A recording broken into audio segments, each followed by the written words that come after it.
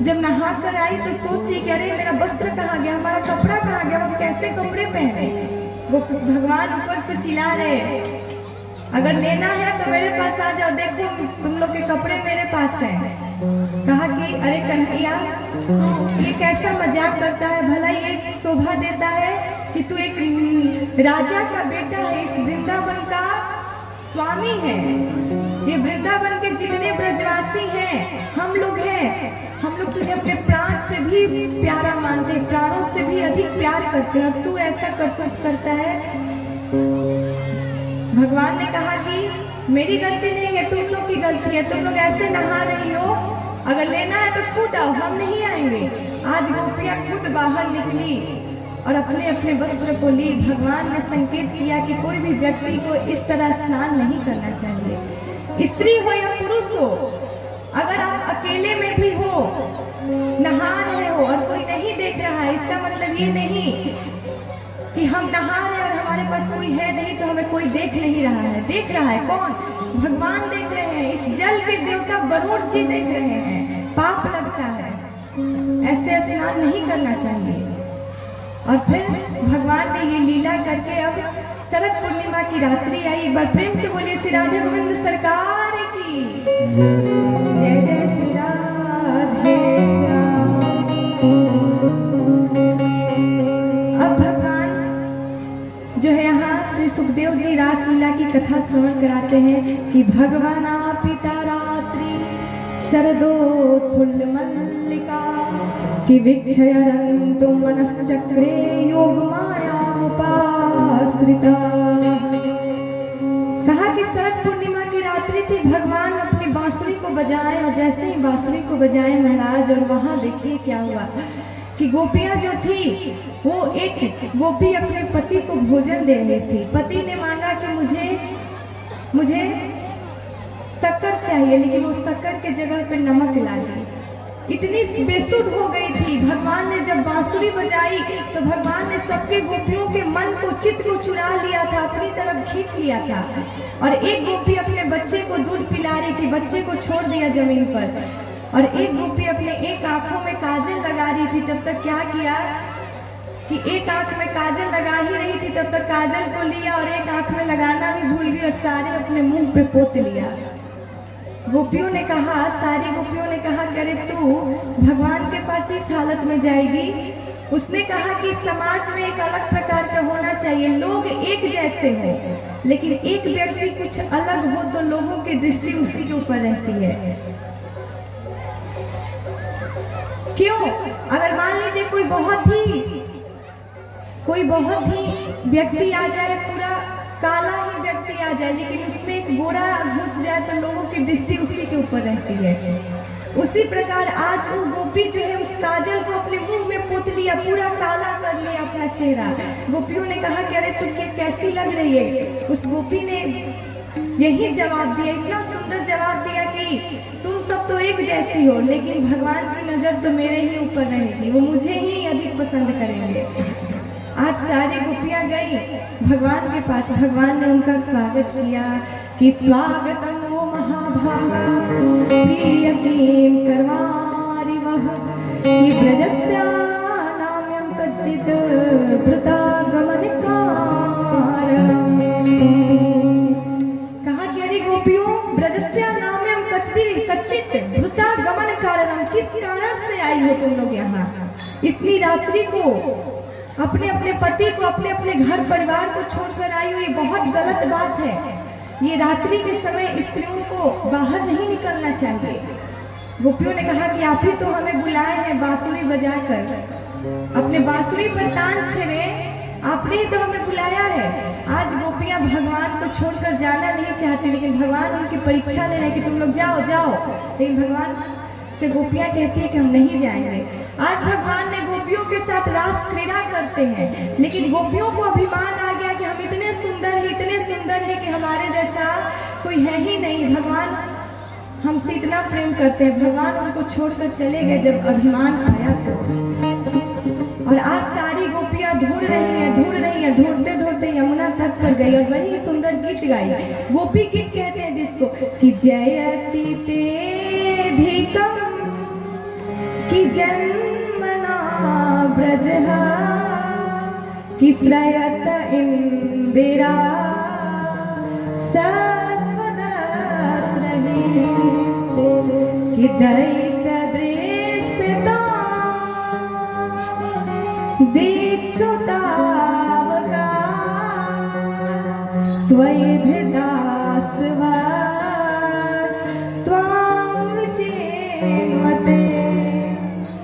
ये गोपी गीत है जो 19 श्लोकों में है, 19 श्लोकों में बहुत ही विस्तार से है, बहुत बड़ा है, समय नहीं है। इसीलिए आज गोपी गीत गाए तो भगवान उनके बीच में प्रकट हुए और सारी गोपियों के साथ आज महारास लीला किए और ऐसी महारास लीला हुई कि पूरे ब्रह्मांड में गूंज गई, देवी देवता भी आने लगे। और आज शंकर जी आ रहे हैं इस महारास में। पार्वती मैया कहती है कि प्रभु आप जाओगे, वो भगवान, उसमें पुरुष का प्रवेश नहीं है, उसमें केवल स्त्री जाती है, आप कैसे जा सकते हो? कि एक दिन वो भोले भंडारी, कि एक दिन वो भोले भंडारी बनकर ब्रज किनारे वृंदावन आ गए।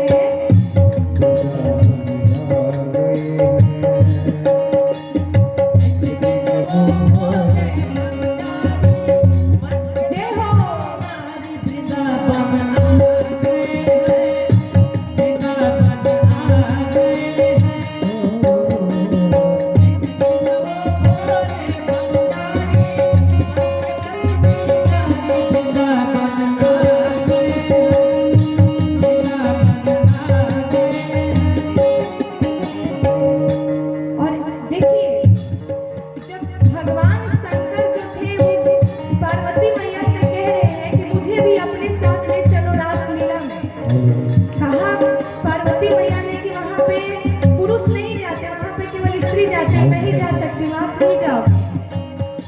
पार्वती से बोले मैं भी चलूंगा तुम्हारे साथ में,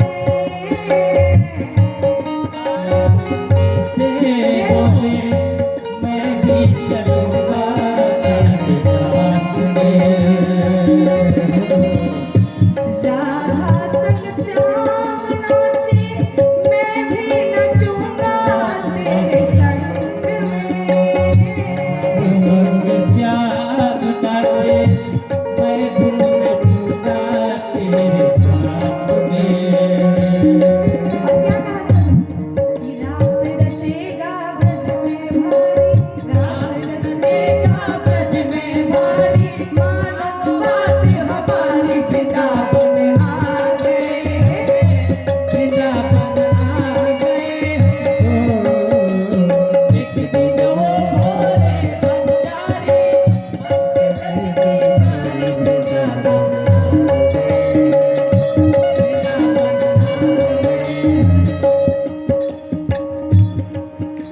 और फिर देखिए पार्वती मैया कहती है भगवान से कि अरे प्रभु आप नहीं जा सकते, क्यों? ओ मेरे भोले स्वामी कैसे चलोगे मेरे साथ में, भोले स्वामी कैसे चलोगे मेरे साथ में। और फिर क्या कहते हैं कि आप मेरे साथ कैसे चलोगे, क्योंकि वहां पे भगवान, वहां पे कृष्ण के अलावा कोई पुरुष नहीं जाता है। कि मोहन के सिवा वहां कोई पुरुष ना जाए रास में,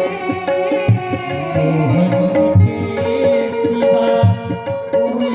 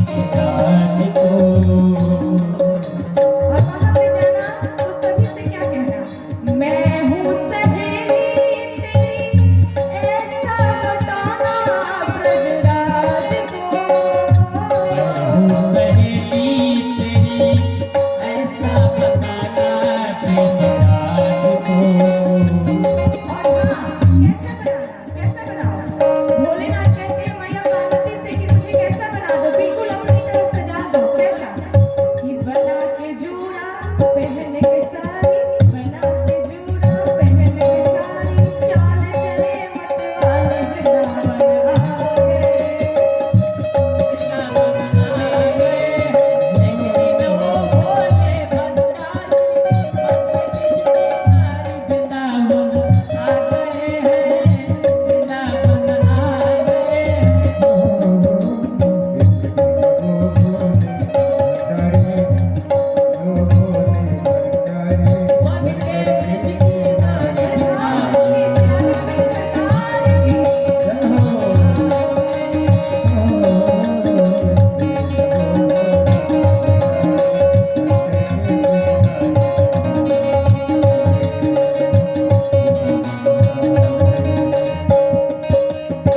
और फिर देखिए, जब भगवान शंकर को मैया पार्वती ने अपनी तरह बना दिया, बिल्कुल अपनी तरह सजा दिया, तो जब भगवान शंकर